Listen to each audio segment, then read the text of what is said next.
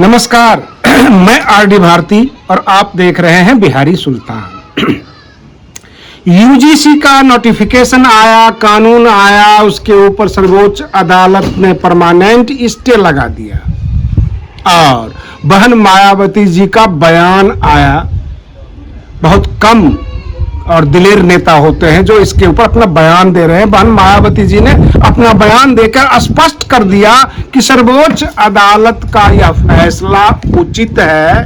मैं अपने वीडियो में तर्कपूर्ण जो है जवाब देकर यह बताऊंगा कि बहन मायावती जी का बयान काफी वाजिब है। सोच समझ के दूरगामी परिणाम को देखते हुए उन्होंने ये बयान दिया है, जो कि बहुत अच्छा है। बाकी अजीबोगरीब घटना नहीं लगती कि एक ऐसा बिल, एक ऐसा कानून, सत्ता के साथ साथ विपक्ष भी चुप्पी साध लिया। सबको डर कि सवर्णों का वोट नहीं मिलेगा अथवा SC ST OBC का वोट नहीं मिलेगा। किसके पक्ष में बोले? जिसके पक्ष में बोलेंगे वो तो वोट देगा, दूसरा पक्ष वोट नहीं देगा। चुनाव हारना तय है। भाजपा ने कुल्हाड़ी पर अपनी पैर मार ली। मैं ये नहीं कहूंगा कि पैर में कुल्हाड़ी मारी है, कुल्हाड़ी के ऊपर अपनी पैर मारी है। सवर्णों का वोट तो नहीं मिलेगा, क्लियर सी बात है। लेकिन इसके दूरगामी परिणाम मैं आपको बता दूं, हमारे बहुत सारे बहुजन समाज के स्पीच देने वाले जो लेक्चर देते हैं, बड़ी बड़ी बातें करते हैं, वो कहते हैं कि सर्व समाज यानी सवर्ण 15% हैं। तो मैं आपको बता दूं, इस देश में अपराधियों की संख्या मात्र 1 या उससे भी कम परसेंटेज में है। अपराधियों की संख्या भी ज्यादा परसेंटेज नहीं होता और बड़े बड़े कारनामे कर जाते हैं। आपको नहीं लगता कि जितने भी कानून बने हुए हैं, मर्डर, रेप, क्या वो नहीं हो रहा है देश में?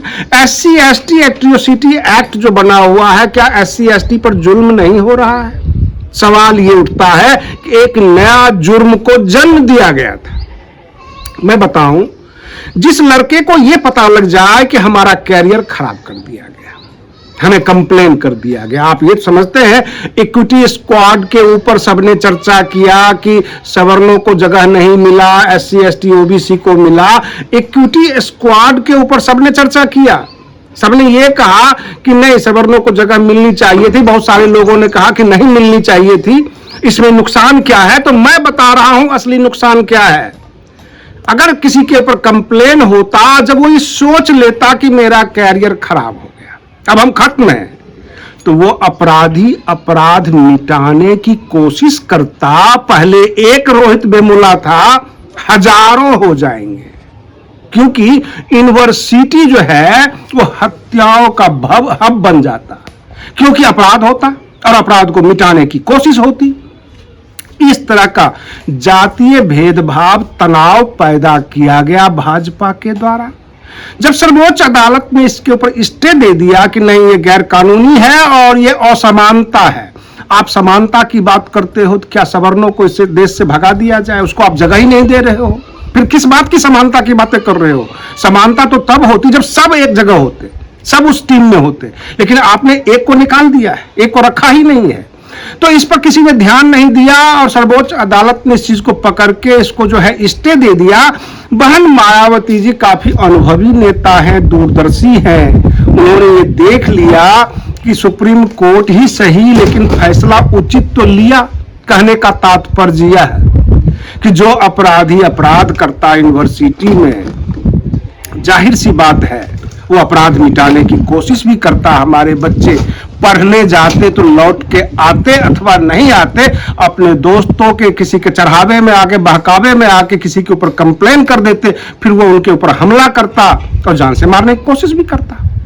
बहुत सारी बातें हैं जिसके ऊपर किसी नेशनल डिबेट पे चर्चा ही नहीं हुई कि आपने कंप्लेन की बातें की, आपने इसकी सीरियसनेस यानी गंभीरता की बातें की, आपने समानता की बातें की, लेकिन इसके दूरगामी परिणाम क्या क्या हो सकते हैं ये आपने डिस्कस नहीं किया। आपको केवल जाति नजर आ रही है, आपको केवल परसेंटेज नजर आ रहा है, लेकिन आपको यह समझ में नहीं आ रहा है कि ये टेक्नोलॉजी का जमाना है, ये अर्थ युग है। आर्थिक दृष्टि से जो मजबूत लोग होंगे वो कोई भी कदम उठा सकते हैं, कुछ भी कर सकते हैं।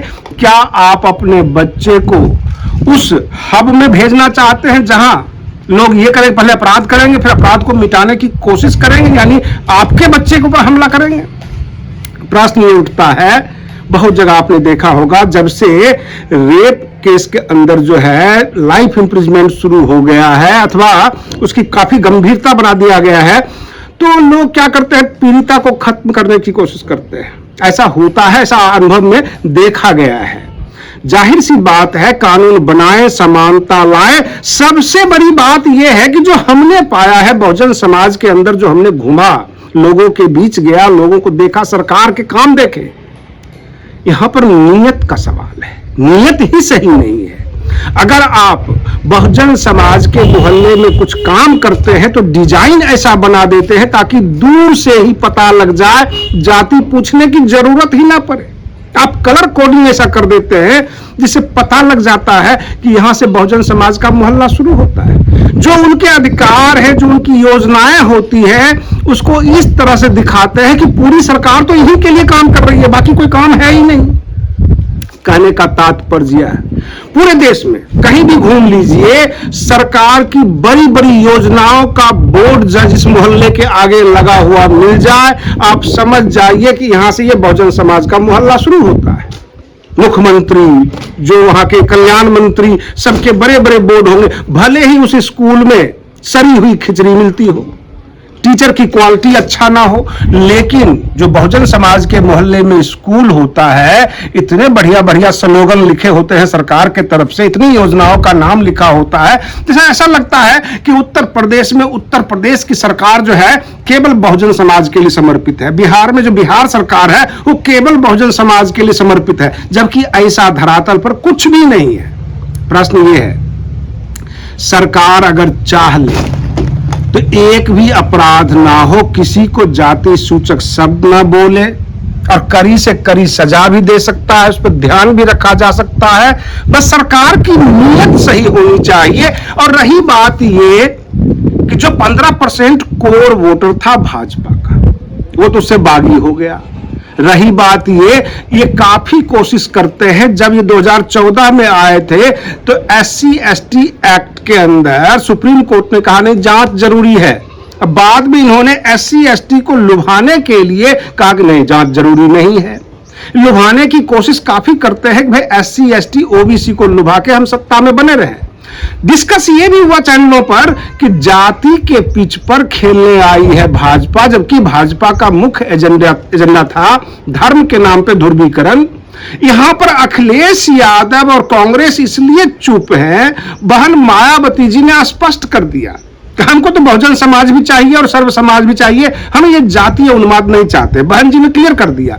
लेकिन राहुल गांधी, अखिलेश यादव, तेजस्वी यादव जो जातीय कार्ड खेलते हैं, उस सब के सब चुप हो गए। और चुप इसलिए हो गए कि ये जो सवर्ण वोट है ये तो भाजपा का है, वो हमें मिलेगा नहीं। SC/ST OBC को नाराज करके हम इसका वोट क्यों गंवाएं। और भाजपा लोभ के चक्कर में कि SC/ST OBC का वोट मिल जाएगा, उन्होंने अपना कोर वोटर के ऊपर पैर मार दिया। यानी अभी जो हालात है पूरे देश में, 1 फरवरी का भारत बंद का ऐलान जो किया गया है, इस पर संदेह है कि बंद रहेगा या खुला रहेगा। सर्वोच्च अदालत ने तो क्लियर कर दिया। कहने का मतलब यह है कि एक कानून से पूरे देश में तनाव पैदा हो जाए, और भाजपा या क्या सोचकर, कौन सा सलाहकार था जो इस तरह का सलाह दे दिया। कहने का तात्पर्य कि प्रधानमंत्री नरेंद्र मोदी विपक्ष के द्वारा जितने गाली 11-12 सालों में नहीं सुना होगा, उतनी गालियां सुन लिया इस कानून के पास होने से, यानी नोटिफिकेशन आने के बाद। जब UGC का नोटिफिकेशन आया था और हंगामा शुरू हुआ, मैंने अपने X के ऊपर ट्वीट किया था और हमने पुराने वीडियो में भी बोला था, पिछला वीडियो आप चेक कर सकते हैं कि यह नोटिफिकेशन, यह ऐलान 2027 के उत्तर प्रदेश विधानसभा चुनाव को ध्यान में रखकर किया गया है। ये वापस भी होंगे, समझौते भी होंगे, ये नाटक नौटंकी है। सर्वोच्च अदालत ही सही, क्या पता जब सर्वोच्च अदालत सारी बात केंद्र सरकार से सुन के करती है तो केंद्र सरकार का ही इशारा होगा कि आप स्टे कर दीजिए, और स्टे कर दिया। कहने का मतलब ये भाजपा की चाल थी। वो सवर्णों की ताकत भी देखना चाहते थे, SC ST OBC में अलगाव भी देखना चाहते थे। और रही बात कि इन्होंने जन्म दे दिया है, सवाल ये उठता है सवर्ण शांत हो जाएंगे, सर्वोच्च अदालत अगर स्टे कर दिया है तो अब आंदोलन शुरू हो जाएगा, SC ST OBC का नई नोटिफिकेशन जारी करो। कहने का मतलब ये कि इन्होंने जो है, अब हम क्या कहें कि सोया हुआ शेर को जगाया है। ये जो टीनेजर हैं, जो 20 साल के बच्चे हैं, जो यूनिवर्सिटी में जाते हैं, ये किसान आंदोलन नहीं है, इसको आप किसान ना समझें। किसान आंदोलन को दबा लिया, NRC CA को दबा लिया, आपने इस देश के यूथ को जगा दिया है। जो भी नहीं समझता था सब के सब UGC करने लग गया। मान लीजिए सवर्ण को आपने शांत करा लिया कि चलो भाई हम जो है इसको हम स्टे कर दिए, सर्वोच्च अदालत ने स्टे कर दिया है, आप भारत बंद नहीं कर सकते, आप जितने भी धमकियां दिए हैं चारों तरफ जो सरकारी संस्थान पे, वो सब वापस लीजिए। तो SC ST OBC के छात्र फिर उग्र होंगे, वो कहें दबाव बनाएंगे कि इसको जो है लागू किया जाए, भले ही उनको इसमें कुछ मिले अथवा ना मिले, कहीं न कहीं से आपने इस चीज को जगाया है, चुनावी मुद्दा बना दिया है और इसमें सभी दल करीब करीब प्रभावित होंगे।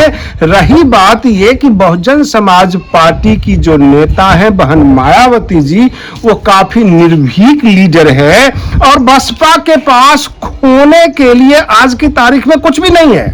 उत्तर प्रदेश में आपने एक विधायक पे ला दिया है, हो सकता है ये तमाम यूथ एकजुट होकर उसमें सर्व समाज के भी और बहुजन समाज के भी बहन मायावती जी के पीछे खड़ी हो जाए, क्योंकि राहुल गांधी जी ने कुछ बोला नहीं, अखिलेश भी दुम दबा के भाग लिए, बाकी जो है तेजस्वी यादव भी चुप रहे, कोई किसी ने नहीं बोला, अकेले बहन मायावती जी ने बोला है। तो क्या पता पूरे देश का यूथ बहन जी के पीछे खड़ा हो जाए। क्या आप ही इंसाफ कर दीजिए, आप ही निर्णय कर दीजिए कैसा होगा। कुल मिलाकर जिन बच्चे को स्कूल जाना चाहिए, पढ़ने लिखने के लिए यूनिवर्सिटी में होना चाहिए, अपने स्टडी पर, अपने कैरियर पर ध्यान देना चाहिए, उनको आपने राजनीति में इस्तेमाल किया है, कि राजनीति में जगह दे दिया। कहने का तात्पर्य कि ऐसी राजनीति ठीक नहीं। आज के लिए बस इतना ही। आप बने रहिए बिहारी सुल्तान चैनल पर, हम फिर मिलते हैं अगले वीडियो में, तब तक के लिए धन्यवाद।